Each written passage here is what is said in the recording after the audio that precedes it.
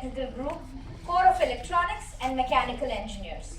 He was commissioned into the Core of Electronics and Mechanical Engineers and has served for over 24 years across every echelon of the EME in appointments such as Commanding Officer of 612 EME Battalion Rapid and GM Production at 509 Army Base Workshop, and currently serves as Deputy Chief Systems Engineer at Headquarters Technical Group EME. May I now request Colonel Amit Ranjan to address the audience.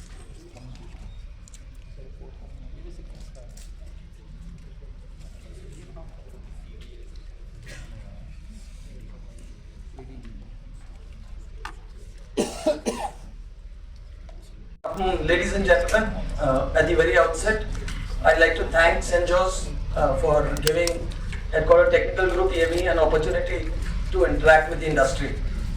So, in next about 20 minutes, I shall be covering about the maintainability evaluation trial, which is conducted under the aegis of Headquarters Technical Group. Before I do that, very briefly about Headquarters Technical Group EME. It is one of the premier establishments of the core of EME, which is located in Delhi Kent, and we are closely associated with the CD Directorate in the complete procurement process, starting from RFI stage to GSQR, then RFP, then TEC, CNC, right up to the contract stage.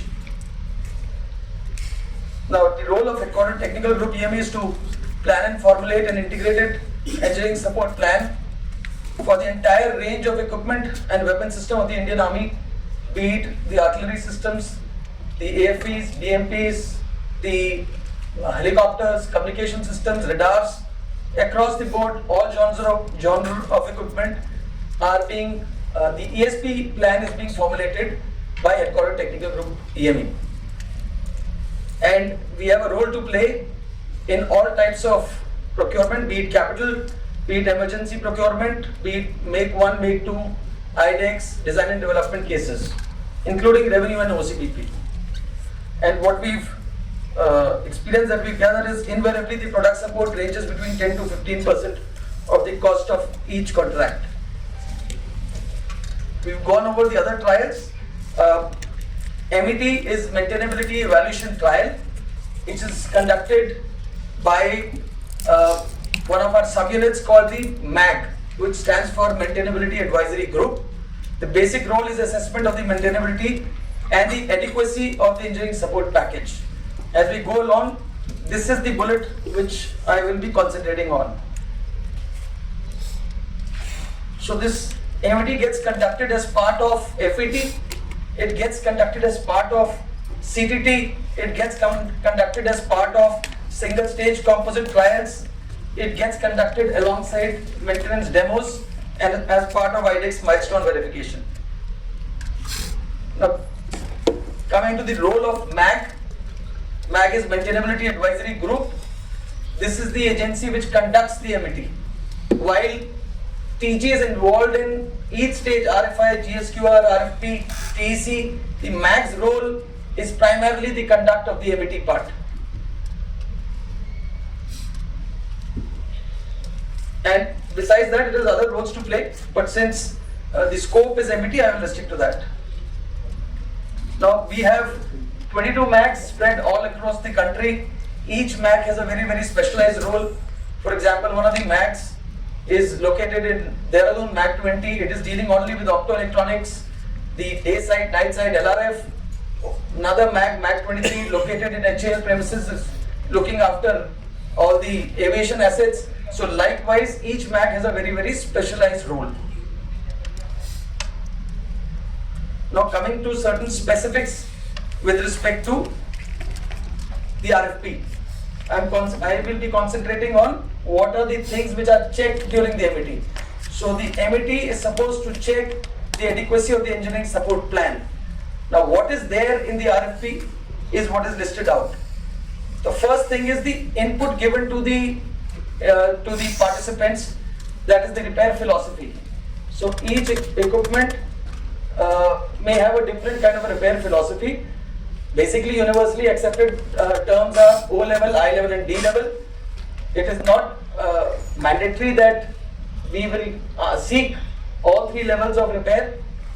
In some cases, the Army may plan only for O and I level repairs. In some cases, we may ask for O, I and D.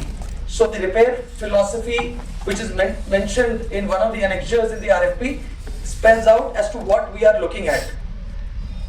And then there are 4 more annexures, annexure 1, 2, 3, 4 to Appendix E to the RFP, where we are seeking inputs from the industry. So these are the 4 inputs in those annexures, that is MRLS, SMTSTs, technical literature, training aggregates. I'll be covering each one of them subsequently. The first is MRLS, manufacturer recommended list of spares. So it is mentioned in the annexure 1 to the Appendix E of the RFP. Basically what is required is this MRLS which gets offered by the vendors should be in consonance with the repair philosophy mentioned in the RFP.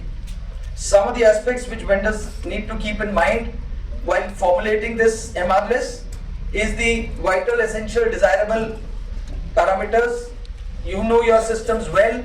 Depending on the criticality of the item, please offer it as part of MRLS. Depending on the likely consumption rate, depending on what is the anticipated mean time between failure, you need to include items in the MRLS.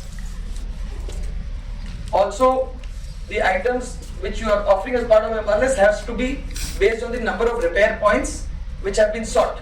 At O level, one may ask more number of repair points. At I level, they may be little lesser. So like that. And what needs to be kept in mind is, for example, if there is a radar, while the RFP may be out for a radar, but radar itself has got an integrated EOFCS to basically electro-optical fire control, rather let me say electro-optical, not fire control system, basically a day sight, night sight and LRF may be integrated with the radar. So at times we found that the vendors, they give MRLS for the main system, but the subsidiary system which has come along, they are not addressed.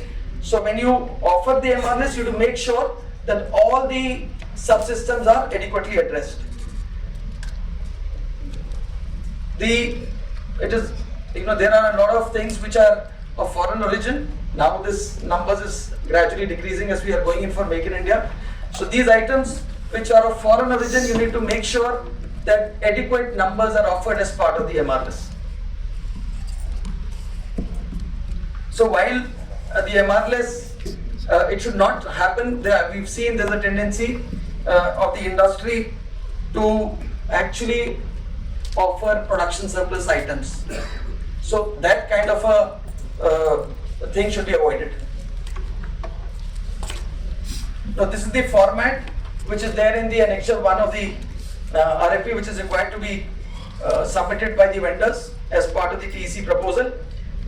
We found at times that the MRLS offered by the vendors is not distributable, whereas if the number of repair points, if you see in I level is mentioned 6, so we expect that MRLS offered should be in multiples of 6. So this is one of the observations. Some other important points which we observed, a lot of vendors in the exuberance of becoming L1, they underbid the MRLS. So that should be avoided, because if you don't offer adequate MRLS, it is we here in the core of EME which is supposed to ensure that the product works well. If we are unable to maintain because of lack of availability of spares, falling back to you every time is a time-consuming process. If the equipment is off-road, the bad name comes to that equipment and in turn comes to your firm. So that point needs to be kept in mind. So production surplus I've already covered. You should, it is advisable while you cover the spares, also include some of the MUAs, which are major unit assemblies, as part of the MRLS. I think mostly I've covered. ISPL, ISPPL I'll cover as we go along. So just we use the term, rather I've been using the word SMT-STs. So I will very briefly through photographs explain to you what are these SMTs and gauges. So SMTs are normal or special maintenance tools which are used for specific repair activity. This is how they look. It could be just a stand for placement of the barrel to work for the barrel cleaning.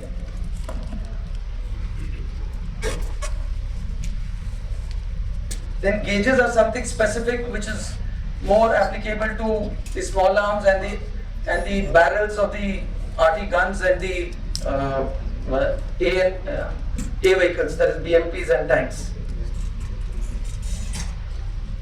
STs are special test equipment like FIP test bench, fuel injection pump, which is used in B vehicles. The test bench of that is nothing but a special test equipment.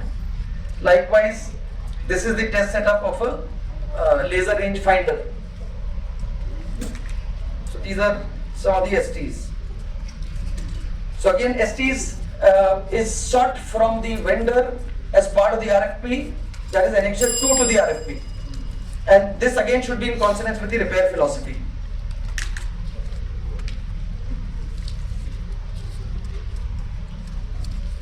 Coming to technical literature, this is self-explanatory. The only thing that is to be kept in mind that it should be as per the JSS format, and it should have all the details to assist all the levels of repair to undertake their task.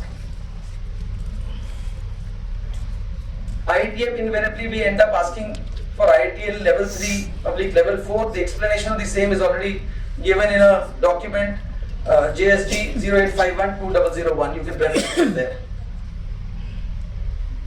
This is the JSS 0251 for all the different technical documents which are to be supplied by the vendors. So this particular document lists out all the technical literature that are to be provided along with the formats. The formats are part of the appendices given in the para 4. So ISPL, it is illustrated spare parts list. It is supposed to be having an exploded view of the complete equipment, maybe assembly and then sub-assembly wise, with the basic aim that we should be able to identify anything and everything that is forming a part of that assembly, sub-assembly. Training aggregates. This is annexure 4 of the RFP where we seek either a sectionized model, this is how it looks, or an exploded model. This is the exploded model of a brake system of a vehicle. It could be an SRU, something which can be replaced in a maintenance facility or a workshop, or an LRU which can be replaced in the field. We also ask for charts. I think this is self-explanatory. I'll skip this. Coming to MET purpose. So main purpose of the MET is to assess the adequacy of this MRLS which has been offered in response to the RFP. That is the main purpose. So you need to keep in mind that this equipment is supposed to be deployed in high altitude or in desert, and understand what kind of a impact that weather is likely to have on this equipment, and then formulate your MRLS. MRLS to be offered as per levels of repair, I've already explained that. This is nothing but as per the repair philosophy. We end up checking each and every SMT, ST or the automatic test equipment that is being offered as part of the MET. We will ask you to conduct the test and show it to us. Check the adequacy of technical literature, whether all the troubleshooting, ways of troubleshooting and fault symptom correlation, assembly, disassembly, everything has been included in the technical literature or not.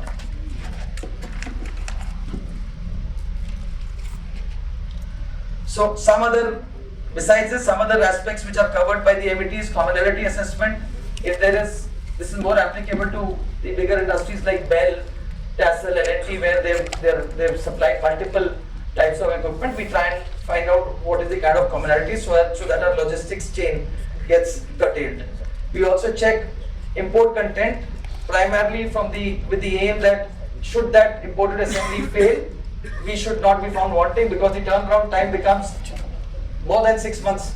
So we should have adequate assemblies in our kitty to reduce this downtime of the equipment.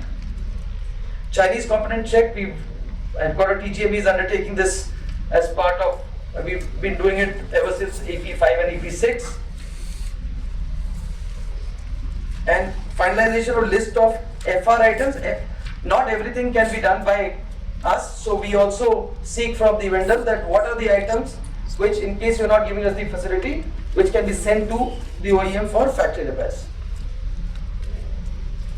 So these are the prerequisites. We ask for a complete equipment at the time of MET.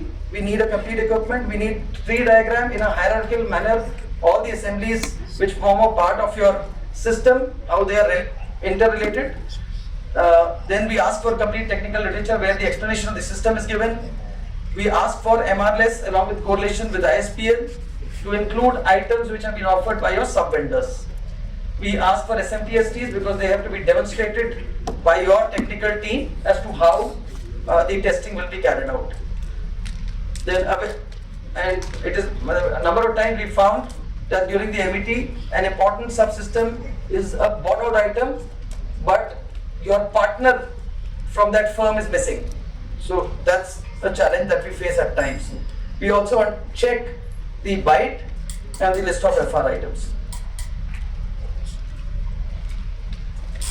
So during the MET, invariably it is conducted after the other trials. We end up stripping the equipment so that we can see the ease of accessibility of the equipment.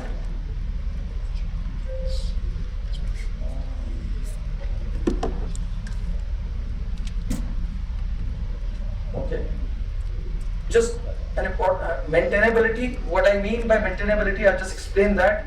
There is a, I will not take the name of this equipment, but for example, there is an integrated power pack in a vehicle.